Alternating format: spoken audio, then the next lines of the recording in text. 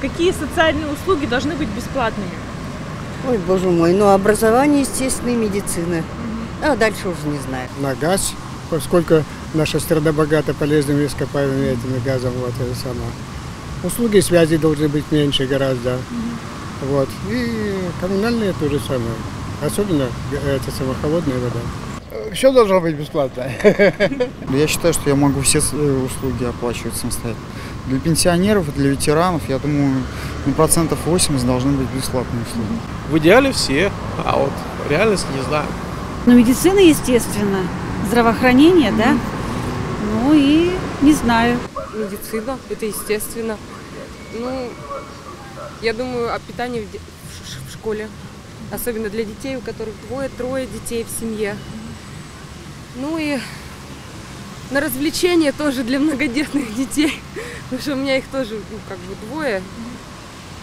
Сходить куда-нибудь, довольно нормальную сумму обходится. Я думаю, что можно будет сделать скидочку небольшую. Школы, детские сады, медицинское обслуживание. Ой, не знаю, у нас бесплатно ничего нету и не будет.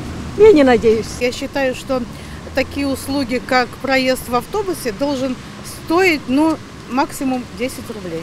Учитывая то, что здесь очень много студенческой молодежи, которые получают небольшую стипендию, это вообще должно быть бесплатно в таком маленьком городе.